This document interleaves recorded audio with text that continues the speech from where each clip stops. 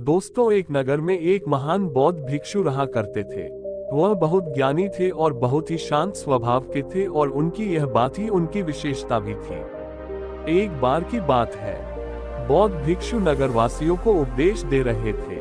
बौद्ध भिक्षु कह रहे थे कि शब्दों में जीवन बदलने की शक्ति होती है। अपने शब्दों से जीवन बदलो। हम जो भी शब्द अपने लिए या दूसरों के लिए कहते हैं या जो भी बातें करते हैं, उस पर हमें ध्यान देना चाहिए। इतना कहकर बौद्ध भिक्षु ने अपना उपदेश समाप्त किया और वहां से चले गए। एक दिन वह बौद्ध भिक्षु एक मार्ग से होकर गुजर रहे थे। उसी मार्ग से एक युवक होकर गुजर रहा था। उस युवक ने जब उन बौद्ध भिक्षु को देखा तो वह जोर जोर से हंसने लगा और कहने लगा, अरे साधु महाराज, आप तो ढोंगी है। आपके उपदेशों में ये कहने से कि शब्दों में बड़ी ताकत है, आपकी बात सत्य नहीं हो जाएगी। ये सब सिर्फ बातें हैं। भला ऐसे कैसे हो सकता है कि शब्दों से हमारा जीवन बदल सकता है?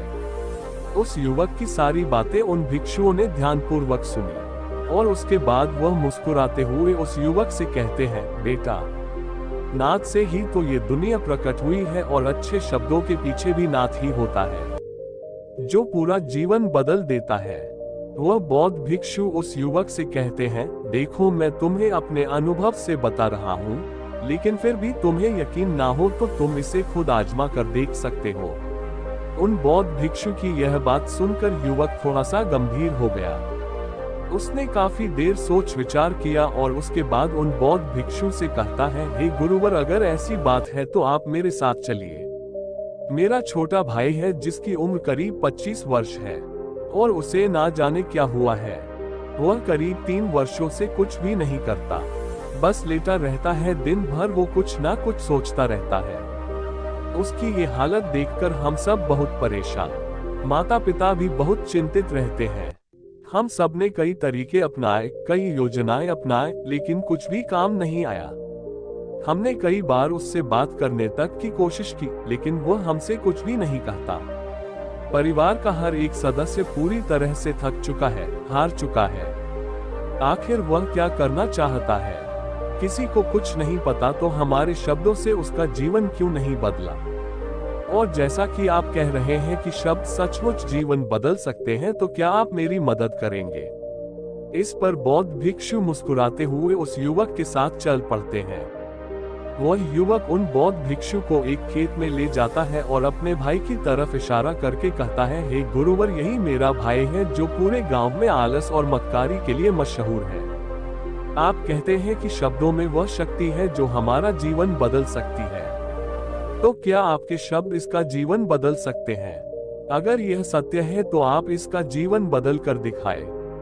उन बौद्ध भिक्षुओं ने उस युवक के भाई को ध्यानपूर्वक देखा। वह एक पेड़ की छांव में आराम से सो रहा था। जब बौद्ध भिक्षु उस युवक के भाई के पास पहुंचे और आराम से उसके सर पर हाथ फिराते हुए कहते हैं, उठो बेटा, बहुत देर हो चुकी है। ये सोने का समय नहीं, ये तो जागने का समय। उन बौद्ध भिक्षुओं की आवाज सुनकर वह लड़का थोड़ा सा अचरज में पड़ गया। आखिर कौन है जो मुझे इतने प्यार से जगा रहा है? वरना सभी गांव वाले तो मुझे आलसी और मक्कार ही कहते। आखिर कौन है जो मुझे इतना अपनापन दिखा रहा है? उसने आंखें खोली और आंखें मलते हुए उसने पूछा, हे गुरुवर, आप कौन हैं और यहाँ क्यों आए हैं? इस पर बौद्ध भिक्षु उस युवक से कहते हैं, बेटा, ये प्रश्न तो मैं तुमसे करना चाहता हूँ, तुम कौन? यही तो तुम्हें जानने की आवश्यकता है। उन बौद्ध भिक्षुओं की बात सुनकर वह लड़का जोर से हंस पड़ता है और कहता है, हे गुरुवर, यदि आपको मेरे बारे में जानना है तो जाए और गांव के किसी भी सदस्य से पूछ लीजिए। आपको पता चल जाएगा कि मैं कौन। आपसे हर कोई यही कहेगा कि वह तो आलसी है, मक्कार है, तरह तरह के ताने सुन आएंगे, तरह तरह की बातें कहेंगे। इससे आपको यह जरूर यकीन हो जाएगा और आपको ये पता भी चल जाएगा कि मैं कौन हूँ। तभी बौद्ध भिक्षु मुस्कुराते हुए उस लड़के से कहते हैं, सबसे पहले मेरी यह बात सुन लो, मेहनती इंसान के खुद के शब्द उसे अंदर तक चोट पहुंचाते हैं, इसलिए कभी भी अपने आप को समझ, अपने शब्दों को सुधारो। और मेरी ये दूसरी बात भी सुन लो, मैंने उन गांव वालों से नहीं पूछा कि तुम कौन हो, मैं तुमसे पूछ रहा हूँ कि तुम कौन हो, लेकिन तुमने तो अपनी आदतें मुझे बताई। आलस, तुम्हारी पहचान नहीं, तुम्हारी आदत हो सकती है और इंसान नहीं। उनकी आदतें खराब होती है, इसलिए बेटा तुम आलसी और मक्कार नहीं हो, ये तो तुम्हारी आदत है। बस इतनी सी बात है जो गांव वाले नहीं समझ सकते।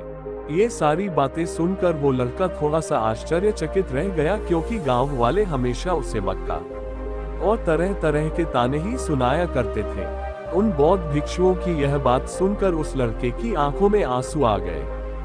वह तुरंत ही दोनों हाथ जोड़कर उन बौद्ध भिक्षु के चरणों में गिर पड़ा और उनसे कहने लगा, आप सत्य कहते हैं, यह मेरी आदत ही है और मैं इस आदत से बहुत परेशान।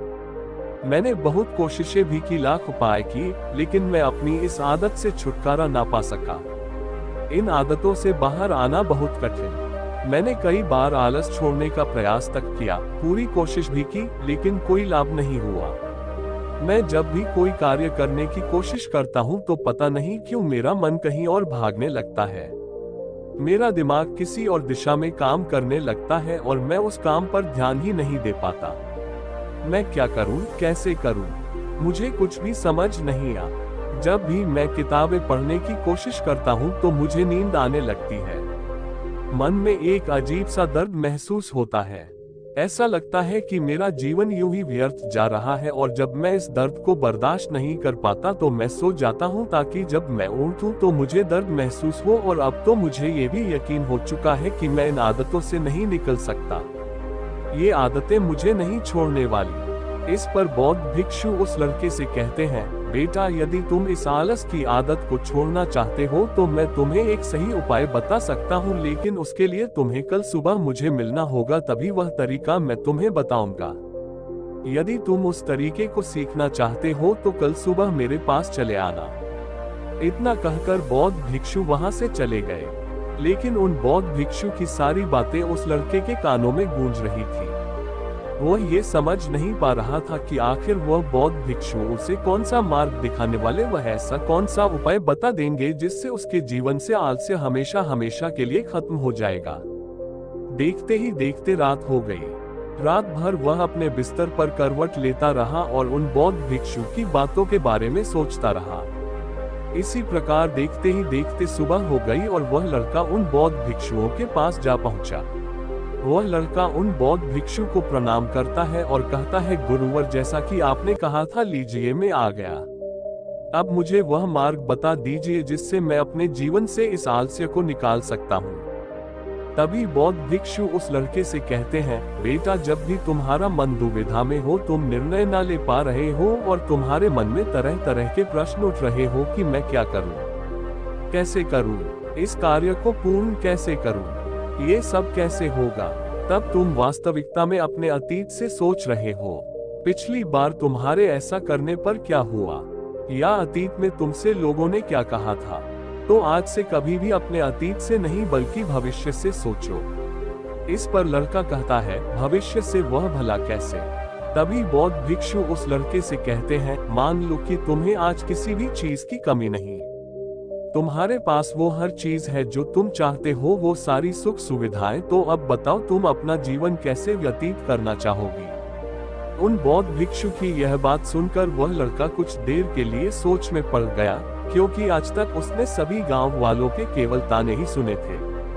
किसी ने भी आज तक उसके जीवन के बारे में उससे ऐसी बात नहीं की थी, और वह गुरुवार उसे आने वाले भविष्य के बारे में उससे बातें कर रहे थे। उन बौद्ध भिक्षु की यह बात सुनकर वह लड़का खुद से प्रश्न करने लग गया कि अगर मेरे पास सब कुछ होगा, धन की कोई कमी नहीं होगी और सारी सुख सुविधाएं होंगी, तो मैं अपना जीवन कैसे व्यतीत करूंगा? कुछ देर सोच विचार करने के बाद वह उन बौद्ध भिक्षु से कहता है, गुरुवर मैं ये दुनिया घूमना चाहूंगा, पहाड़ों पर चढ़ना चाहूंगा, समुद्र की रेत पर चलना चाहूंगा और मैं एक बहुत बड़ा व्यापारी बनना चाहूंगा। तभी अचानक उस लड़के का ध्यान टूट गया और वह उन बौद्ध भिक्षु से कहता है, परंतु हे गुरुवर ये सब कैसे संभव होगा? केवल मेरी मात्र सोच लेने से तो ये सब पूरा नहीं होने वाला। उसके ऐसा कहते ही उसके अतीत में बीती हुई सारी घटनाएं उसकी आंखों के सामने से गुजरने लगी और वह एक बार फिर से निराश होने लगा। और अब वह ये सोचने लगा कि मेरे पास तो पैसे ही नहीं है, तो मैं भला व्यापार कैसे कर सकता हूँ? ना ही मेरे पास व्यापार का कोई अनुभव है। ऐसी स्थिति में मैं भला यहाँ से कैसे निकल सकता हूँ? उस लड़के के इस प्रश्न का जवाब देते हुए वह बौद्ध भिक्षु उस लड़के से कहते हैं, बनते हर रात में सोने से पहले तुम हर दिन अपना लक्ष्य एक कागज पर लिखो और सुबह उठकर सबसे पहले उस लक्ष्य को देखो और सोचो कि उस लक्ष्य को पाने के लिए तुम आज क्या कर सकते हो, और जो भी तुमने उस कागज पर लिखा होगा उस कार्य को उसी दिन पूरा करने की हर मुमकिन कोशिश करो। इस पर वह लड़का कहता है, ठीक है, आप सच कह रहे हैं, लेकिन जब मैं बहुत सोचने लगता हूँ तो मेरा मन बेचैन होने लगता है और मन में तरह तरह के विचार उठने लगते हैं और इन विचारों को शांत करने के लिए सो जाता हूँ ताकि वह विचार मुझे परेशान न कर पाए। उस लड़के की इस समस्या का समाधान करते हुए वह बौद्ध उस लड़के से कहते हैं, बेटा, अंतर्मन की चाल को पकड़ो और शब्दों की मदद से नया भविष्य बनाओ। तभी लड़का कहता है, हे गुरुवर, आप क्या कहना चाहते हैं? मैं आपकी बात समझ नहीं पा रहा हूँ। इस पर बौद्ध भिक्षु मुस्कुराते हुए कहते हैं, बेटा, कैसे होगा? ये जो सवाल है, ये सवाल नहीं बल्कि एक डर है जो तुम्हारे अंतर्मन में बैठा हुआ है, जो तुम्हें अगला कदम लेने से रोक रहा है, तुम्हें कदम आगे बढ़ने से रोक रहा है। यदि तुम वास्तविकता देखो तो किसी को भी नहीं पता होता कि वह कार्य कैसे हो, लेकिन एक इंसान जब दृढ़ निश्चय कर लेता है तो वह अपने उद्देश्य को सामने रखकर लगातार प्रयास करता रहता है और वह अपनी सफलता प्राप्त कर ही लेता है। तभी वो लड़का उन बौद्ध भिक्षु से कहता है कि हे गुरुवर, अगर ऐसी बात है तो मन में बार बार चिंता क्यों होती है? मन बार बार बेचैन क्यों हो उठता है? इस पर बौद्ध भिक्षु कहते हैं, बेटा, क्योंकि तुम्हें डर है कि तुम कमजोर हो, तुम्हारे अंतर्मन में बैठा है कि तुम में कुछ कमी है, तुम किसी काम के नहीं हो, और यही कारण है कि तुम कोशिश करने से डरते हो, क्योंकि तुम्हारा अंतर्मन हमेशा तुम्हें रोकता रहता है। जब भी तो कोई कार्य शुरू करना चाहते हो, तुम्हारा मन तुमसे पहले कह देता है, इससे आगे मत बढ़ना, अन्यथा तुम हार जाओगे, और इसी कारण तुम्हें चिंता होने लगती है, तुम्हारा मन बेचैन होने लगता है। तभी वो लड़का कहता है, गुरुदेव, आपने जो कुछ भी कहा वो बिल्कुल सत्य है, लेकिन अब आप ही मुझे बताएं कि मैं इस परेशानी से बाहर कैसे निकलूं। इसका जवाब देते हुए वो बौद्ध भिक्षु उस लड़के से कहते हैं, बेटा, इस समस्या का समाधान बहुत ही आसान और सरल है। तुमने देखा होगा कि अक्सर ही हम अपने आप को दोष देते रहते हैं, अपने आप को तरह तरह के अपशब्द कहते रहते हैं, जो हमारे अंतर्मन में जाकर बैठ जाते हैं और वही हमें आगे बढ़ने से रोकते हैं। और इन शब्दों का हम पर बहुत गहरा प्रभाव भी पड़ता है, क्योंकि जैसा हम खुद से कहते हैं, जैसा हम पूरी भावनाओं के साथ सोचते हैं, हम वैसा ही बनते चले जाते हैं। इसलिए यदि तुम खुद को बदलना चाहते हो तो कि तुम भी काबिल बन सके, तो तुम्हें अपने अंतर्मन को नए संदेश देने की जरूरत है, जैसे कि मेरे शरीर का हर एक कण, हर एक हिस्सा, हर एक विचार शांति और ऊर्जा से भरा हुआ है। मैं दृढ़ संकल्प और आत्मविश्वास के साथ हर दिन के लक्ष्यों को पूरा करता हूँ। मैं अपने कमजोरी को अभ्यास में बदलता हूँ, चिंता को ध्यान में बदलता हूँ। मैं उत्साह और ऊर्जा से भरा हुआ लगातार अपने लक्ष्यों पर काम करता हूँ। ऐसे शब्द जब तुम खुद से कहोगे तो तुम शक्तिशाली महसूस करने लगोगे और तुम्हारी सारी चिंताएं होने लगेंगे, क्योंकि यही शब्दों की ताकत है। वह तुम वही बना देंगे जो तुम खुद से कहोगे। तुम जितनी भावना के साथ यह वाक्य बोलते हो उसे महसूस करते, उतनी ही भावनाओं से यह शब्द तुम पर असर करना शुरू कर दे। धीरे धीरे ये शब्द तुम्हारे मन और व्यक्तित्व की सोच का हिस्सा बन जाएंगे। लेकिन मेरी एक बात याद रखना कि तुम्हारा अंतर्मन इतनी आसानी से हार नहीं मानने वाला। जब तुम आगे बढ़ोगे तो मौका मिलते ही वह तुम्हें पीछे खींचेगा। तुम्हारे अतीत के बीते हुए सारे कड़वे अनुभव तुम्हें याद दिलाएगा ताकि तुम डर जाओ और एक बार फिर से अपने लक्ष्य का पीछा करना छोड़ दो। लेकिन तुम्हें इसकी चिंता नहीं कर। उन सकारात्मक शब्दों के कारण तुम्हारा मन सकारात्मक विचारों को स्वीकार करने लगेगा। आगे वह बौद्ध भिक्षु उस लड़के को चेतावनी देते हुए कहते हैं, मेरी एक बात और याद रखना कि तुम्हारा ध्यान आलस्य पर नहीं होना चाहिए, अर्थात तुम्हें कभी आलस नहीं मिटाना, बल्कि तुम्हें एक नए भविष्य का निर्माण करना है, एक नए व्यक्तित्व का निर्माण करना है। तुम्हारा पूरा ध्यान केवल इस पर ही होना चाहिए। उन बौद्ध भिक्षुओं की बात सुनकर लड़का कहता है, ठीक है गुरुवर, आप जैसा कहते हैं मैं वैसा ही करो। तभी वह बौद्ध भिक्षु उस लड़के से कहते हैं, बेटा अभी तो मैं इस गांव से जा रहा हूं, लेकिन कुछ सालों के बाद मैं वापस आऊंगा। इतना कहकर बौद्ध भिक्षु वहां से चले गए और वह लड़का अपने घर लौट गया। लेकिन अब उस लड़के के मन में तरह तरह के विचार चल रहे थे। वह लड़का ये सोच रहा था कि अगर मैं अपनी मनपसंद जिंदगी जीने लगूंगा, अगर मैं दुनिया घूमने लगा, नए लोगों से मिलने लगा और अपनी पसंद का काम करने लगा तो मेरी जिंदगी कैसी हो। उस बात को ध्यान करके उसने एक कागज पर अपना लक्ष्य लिखा और लिखकर सो गया। अगली सुबह जब उसकी आंखें खुली तो उसने उस पेपर पर लिखा हुआ लक्ष्य एक बार दोहराया। उसके बाद वह कुछ देर के लिए शांत हो गया।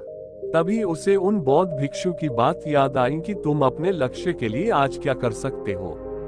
उसने खुद से सवाल किया कि मैं आज अपने इस लक्ष्य को प्राप्त करने के लिए क्या कर सकता हूँ। तभी उसे एक बार फिर से उस पे की तरफ ध्यान दिया। उस पेपर पर लिखा था कि मैं बाजार जाता हूँ और लोग व्यापार करने की कौन सी चीज है, कौन से सामान लेकर आते हैं, मैं उन चीजों को देखता, उन चीजों को पता करता है। वो पढ़ने के बाद तुरंत ही बाजार चला गया। वो अलग अलग दुकानों पर बैठा उसने देखा, लेकिन उसे कुछ समझ नहीं आ रहा था क्योंकि लोग अलग अलग व्यापार कर रहे थे, अलग अलग तरह की चीजें और सामान ले रहे थे और किसी ने उसकी कोई मदद नहीं की। वो बहुत उदास हो गया और निराश होकर वापस घर लौट आए। तभी उस लड़के को उन बौद्ध भिक्षु की एक और बात याद आई। शब्दों में बहुत ताकत है और शब्द हमारा जीवन बदल सकते हैं। उसे वह सकारात्मक विचार याद आए। वह उन्हें सुबह शाम दोहराने लगा और अब से वह हर दिन ऐसा ही करता। देखते ही देखते 1 महीना बीत चुका था, लेकिन अब तक उसके जीवन में कोई बदलाव नहीं आया था। अब वह लड़का ये सोचकर निराश होने लगा था कि उसके जीवन में तो कुछ भी परिवर्तन नहीं हो रहा। लेकिन 1 महीने के बाद उसे महसूस हो रहा था कि वह पहले से अच्छा महसूस कर रहा है। उसका दिमाग अब अच्छी तरह से सोच पा रहा है। वह पहले से ज्यादा चलने फिरने लगा है। धीरे धीरे उसे समझ में आने लगा कि जो लोग आगे बढ़ते हैं, महान काम करते हैं, उनकी सोच में कितना अंतर होता है। वे लोग हमेशा शक्तिशाली विचार सोचते हैं। दूसरों की छोटी सोच और डर से वह कभी प्रभावित नहीं होते। जब भी उनके सामने कोई मुश्किल आन पड़ती है तो वह घबराते नहीं, बल्कि उस समस्या का समाधान निकालते हैं। इस समस्या के समाधान पर ध्यान केंद्रित करते हैं और न ही वह कभी किसी का इंतजार करते हैं। वह केवल खुद पर विश्वास करते हैं और तुरंत ही कदम आगे बढ़ाते। जब उस लड़के को ये सारी बातें समझ में आने लगी तो उसने भी धीरे धीरे अपने कदम आगे बढ़ाने शुरू किए। उसने बिल्कुल वैसा ही व्यवहार करना शुरू किया। अब से वह कभी खाली नहीं बैठता था। जब भी उसका मन करता वो बाजार जाता और लोगों के बारे में जानता समझता कि वो किस प्रकार व्यापार कर रहे, कौन से चीजें खरीद रहे हैं और किन चीजों पर उन्हें लाभ हो रहा है। और जब उसका मन करता तो अपने पिता की मदद भी करता था। वह अपने पिता के साथ मंडी में जाता, वहां पर जाकर मोल भाव करता है, हमेशा कुछ न कुछ सीखने में ही जुटा रहता है। तभी एक दिन गांव में एक मसाले का व्यापारी आया। उसे कुछ पढ़े लिखे नौजवानों की जरूरत थी जो माल की गिनती कर सके और हिसाब रखने का काम कर सके। वह लड़का अपने लक्ष्य को जानता था कि उसे क्या पाना है। उसे समझ में आ गया था कि इस काम से उसे बहुत कुछ सीखने को मिलेगा। बेहिचक उस सेठ के पास पहुंच गया। वह जानता था कि उसे उस काम के बहुत कम पैसे मिलेंगे, लेकिन फिर भी वह उस काम को करने के लिए तैयार था। अब उस लड़के की सोच पूरी तरह से बदल चुकी थी। अब वह बाकी लोगों की तरह नहीं सोचता था, बहुत ईमानदार और समझदारी से काम करता था। देखते ही देखते करीब 3 महीने बीत गए और अब व्यापारी यह समझ चुका था कि नौजवान बहुत ही समझदार है और वह उसे व्यापार में बहुत मदद करता है। इसलिए उस मसाले के व्यापारी ने उस लड़के को अपना सहायक बना लिया। उस व्यापारी ने देखा कि इस लड़के की दिनचर्या सबसे अलग है। ये हर दिन पढ़ता है, लिखता है, सुबह उठकर ध्यान करता है, नई चीजें सीखता है। परेशानी आई तो भी विचलित नहीं होता। ये सबसे सम्मान से बात करता है, सबका आदर करता है। देखते ही देखते 1 साल बीत चुके थे और अब तो व्यापारी उस नौजवान से बहुत खुश था। उसने धीरे धीरे उस नौजवान को व्यापार के सारे गुण सिखा दिए और देखते ही देखते वह लड़का अब एक छोटा सा व्यापारी बन चुका था। और जब उस लड़के के अंदर व्यापार की समझ आ गई तो उसने जड़ी बूटियों का व्यापार शुरू कर दिया और देखते ही देखते केवल कुछ ही वर्षों में उस नगर का सबसे बड़ा व्यापारी बन गया। लोग उसे सबसे बड़े व्यापारी के नाम से जानने लगे। उसकी नाम दूर दूर तक फैलने। करीब 5 वर्षों बाद जब वह वापस अपने घर लौटा तो लोग बहुत हैरान थे। उसे देखकर लोग बहुत अचंभित थे। उसके सारे जानने वालों ने उस लड़के से पूछा, तुम इतना कैसे बदल गए? तब उसने कहा, उन गुरु ने सच ही कहा था, शब्दों से हम जीवन बदल सकते हैं। वैसे आपने आज के इस वीडियो से क्या सीखा हो, मुझे आप कमेंट में जरूर बताएगा। इसी के साथ मैं उम्मीद है कि आपको आज की यह वीडियो जरूर पसंद आई हो। तो इस वीडियो को लाइक और अपने दोस्तों के साथ शेयर भी जरूर कीजिएगा और हमें ऐसे ही सपोर्ट करने के लिए चैनल को सब्सक्राइब जरूर दबा दीजिएगा। तो चलिए फिर मिलते हैं अगली वीडियो में, तब तक के लिए अपना ख्याल रखें। धन्यवाद और नमो बुद्धाय।